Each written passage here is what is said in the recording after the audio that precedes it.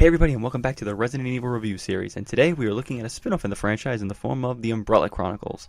Originally released for the Wii and recently re-released on PS3, the Umbrella Chronicles was sandwiched between the releases of Resident Evil 4 and Resident Evil 5.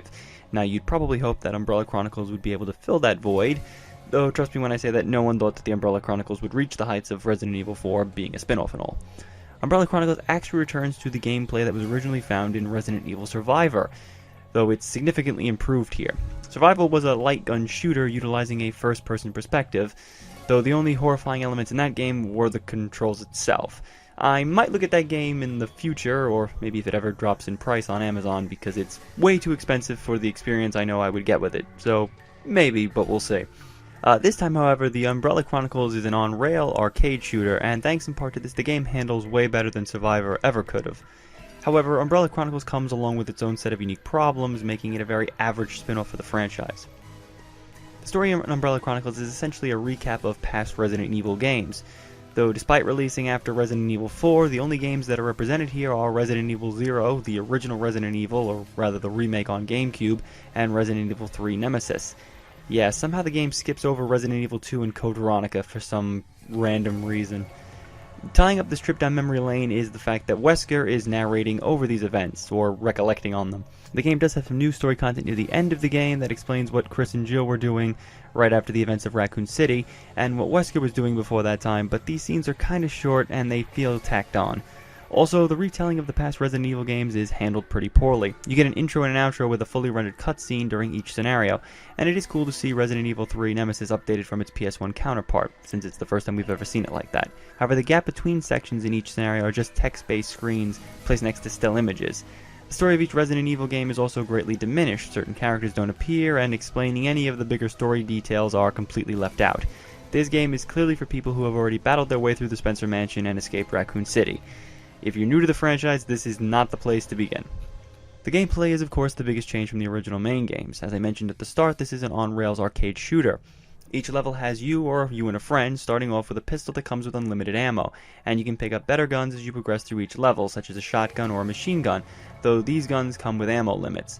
Your goal is to shoot everything that comes at you, and the enemy roster is straight from the original games. You have zombies, hunters, plants, and even most of the bosses make a return appearance, such as Plant 42, the Scorpion, and the Sandworm.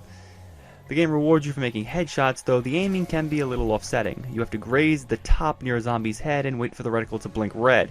Oh, and on a side note, when you play solo, your partner is technically still with you as they'll talk to you, but they won't help you shoot anything. Even though when you're low on health, your partner will make some sort of remark about stepping in to help you, only they never will. The game also allows for counterattacks against the standard enemies and bosses, though sometimes it works and sometimes it doesn't. You get the QuickTime events that were present in Resident Evil 4, in which you're given a few seconds to press the on-screen prompt, though sometimes I would clearly hit the button, but it wouldn't register, maybe because I was like a second off. And sometimes the game will let you dodge with this QuickTime mechanic, and other times it's like, oh, you want to be able to dodge against this guy?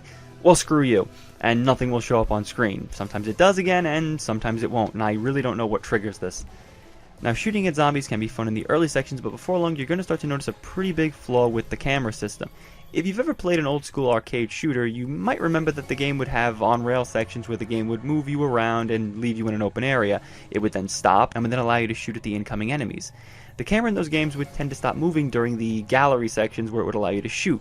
Well, unfortunately, the camera in Umbrella Chronicles never stops moving even when you're in the shooting gallery section. The camera constantly sways and shakes at any given moment, and adding that with the fact that enemies can move sporadically, it can be hard to line up the shots. Also adding to this aggravation is the fact that you have to pick up guns, herbs, and collectibles in the environment, and they might only be on screen for a few seconds, and with the camera jerking around all the time, you might not be able to grab it in time before the camera whips around to something else. And in a really strange move, the camera moves really slow in some areas, and these tend to be the areas where there's nothing to shoot at and nothing to pick up. Yet once you're faced with a screen that has a gajillion pickups and a bunch of things that you want to look at, nope, the camera zips around at top speeds as if it's not giving you a second to analyze anything in the environment. The herb system is also kind of questionable. Unlike in the main games where you can pick up herbs and use them when it's helpful, in the Umbrella Chronicles you use them as soon as you pick them up regardless of how much health you have. Though the herbs are sadistic in the boss fights. With the bosses you tend to fight them in one area, and you just move to set points in that area. On some of the screens there are herbs which you can pick up, but you might not need them when you're on that particular screen, or when you need a herb desperately, the camera angle might not show it and you're screwed. Why couldn't the player choose when to use herbs will forever be a mystery. Though this isn't a major issue on the easy difficulty, but on hard it's painful and this just feels incredibly cheap.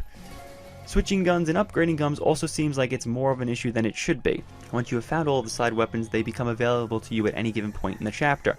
To switch weapons, you have to cycle through all of them, even the ones that might be out of ammo, and this can be a problem during the boss fights, as you'll want to save the stronger guns for parts where you can damage the boss directly, and use the pistol to shoot at obstacles that the boss might be throwing at you. The sandworm fight in Resident Evil 3 is the worst in this regards. He throws pieces of the street at you that you can easily shoot with your pistol, but then you want to probably damage him with the shotgun, but you gotta keep switching between the two guns each time he does something different. Upgrading your guns is also more complicated. After each chapter you're given stars based on your performance, and you can use these stars to upgrade your sub-weapons.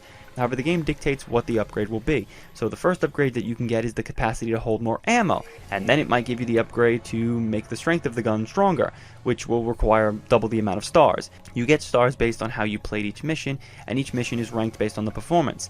But I found myself not getting enough stars to upgrade my arsenal, and I struggled during the later scenarios and boss fights. Now, the controls can be an issue, though it's heavily dependent on which version you're playing and what controller you're using. The Wii version is fine since you have your standard pointer controls, and even with the drunken camera status, you usually can readjust where you're aiming. The PS3 version is another story altogether. The PS3 version supports the PS Move, but since I'm assuming like only 10 people own that device, you'll probably be using the standard controller and relying on the joysticks to move your pointer on screen. And this method of control makes the game more annoying than outright frustrating. Using a joystick in place of a motion tracking device like the Wiimote makes this more complex. You'll frantically try to move the pointer slowly from one enemy to the next, and lining up headshots is more tricky in this regards. Also, trying to collect the pickups is more of a pain in the ass since you have to highlight the item and press X, and that coupled with the camera movements make it a little bit easier to miss out on herbs and ammo more often than not. It is very possible to play the Umbrella Chronicles with the standard controller on PS3, but I would not recommend it, especially if you're a completionist and you want to beat the game on the hardest difficulties. The presentation is alright. This is a Wii game after all, which means it only looks slightly better than Resident Evil Remake and Resident Evil 0. The PS3 re-release doesn't look all that much better, even though there's an HD in the title. It still looks pretty plain and not as sharp as you'd think running on this type of hardware. The environments are decent recreations from the past games, and as I mentioned before, the Resident Evil 3 locations benefit the most from this. The voice acting is passable, though there isn't that much of it, and what's on here is par with what was in Resident Evil 0, rather than Resident Evil 4.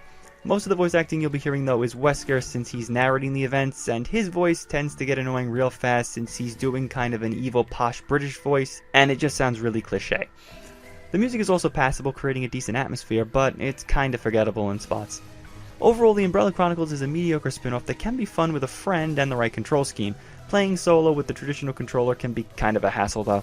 A crazy camera along with some questionable design features make the game more frustrating than it needs to be. This game isn't really worth it to a die-hard fan since this story just retreads the older games, and what little new plot that there is barely makes the journey worth it. So join us next time when the Resident Evil review series will continue. Thanks for watching.